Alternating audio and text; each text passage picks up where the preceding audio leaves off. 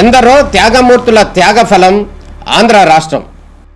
నేడు ఆంధ్రప్రదేశ్లో ప్రజలు సుఖ సంతోషాలుగా ఉన్నారా? ప్రస్తుతం ప్రజల మధ్య ఉన్న కులాల కుంపట్లు ఎవరి కోసం? చంద్రయాన్ రాకెట్ యుగంలో కూడా వర్ణ విభేదాలు దేనికి సంకేతాలు? రాజకీయ పార్టీల నేతలు ఏం చెప్తున్నారు? నేటి కాలంలో ప్రపంచాన్ని శాసించే మన యువత మేధాశక్తి ఏం కోరుకుంటుంది? తెలుసుకోవాలంటే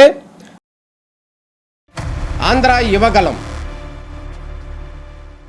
ప్రజల మాటే మా నోట. స్కిల్ డెవలప్మెంట్ అండ్ ఆల్సో ఇవన్నీ మనం మాట్లాడుతున్నాం. మళ్ళీ మీరందరూ కూడా మీ నియోజకవర్గంలో డెమోగ్రఫిక్ మేనేజ్మెంట్, పాపులేషన్ మేనేజ్మెంట్ 2.1 కంటే గ్రోత్ రేట్ ఎక్కువ ఉండాలి. ఇది మనం కానీ సక్సీడ్ అయితే దిశ nothing will beat us India.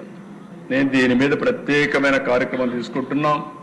Incentives ఇస్తాం. జనాభాని మేనేజ్ చేయడం మనందరం టార్గెట్గా పెట్టుకోవాల్సిన అవసరం ఉంది.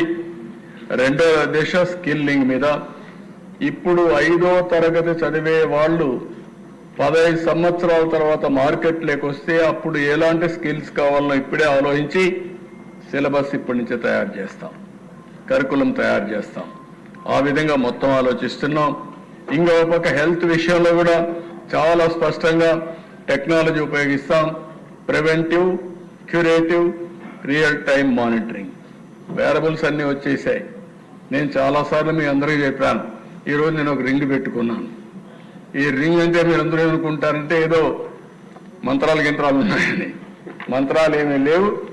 ఆరోగ్యం కోసం ఆరా రింగ్ పెట్టాను. తెల్లవారితో నిద్రలేస్తే నేను స్లీప్ స్కోర్ ఎంతో చూసుకుంటా, బాడీ రెడీనెస్ చూసుకుంటా. తక్కువ ఉంటే ఒక అర్ధగంట గంట ఎక్కువ నిద్రపోతాను. దాంతో బాడీ ఛార్జ్ అవుతుంది. అదే మరి ఇప్పుడు చాలా డివైస్ వచ్చేసాయి.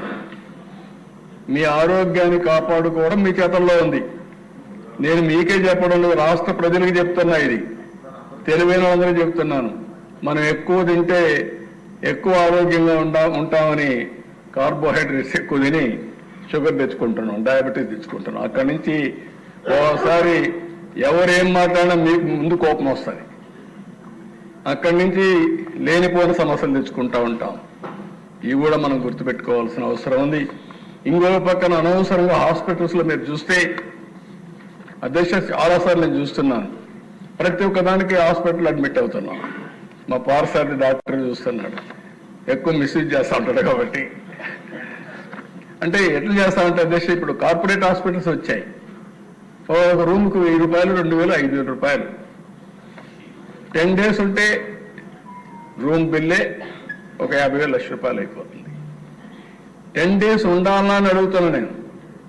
అదే ఒక డివైస్ ఒక ఉమెన్ కానీ, ప్రెగ్నెంట్ ఉమెన్ కానీ మనం ఒక వేరబుల్ కానీ ఆవిడకి పెట్టగలిగితే బాడీ ఎప్పటికప్పుడు కంట్రోల్ రూమ్ నుంచి మానిటర్ చేస్తూ ఎప్పుడు అవసరమో అప్పుడే ఎమర్జెన్సీ కింద అంబులెన్స్ పంపించి తీసుకొచ్చే పరిస్థితి వస్తుంది.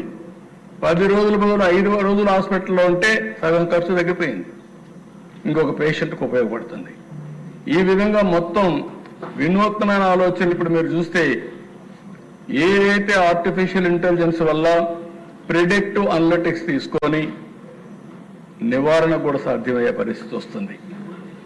అనేక మీ హార్ట్ డిసీజెస్ కానీ లేకపోతే క్యాన్సర్ కానీ వేరియస్ ఇష్యూస్ దిశ ఇవన్నీ వస్తాయి. అందుకే స్కిల్లింగ్ కానీ, హ్యూమన్ రిసోర్స్ డెవలప్మెంట్ కానీ, హెల్త్ కానీ, ఎడ్యుకేషన్ కానీ దీని మీద ఎక్కువ ప్రాధాన్యత పెట్టామని చెప్పి కూడా నేను మీకు తెలియజేస్తున్నా.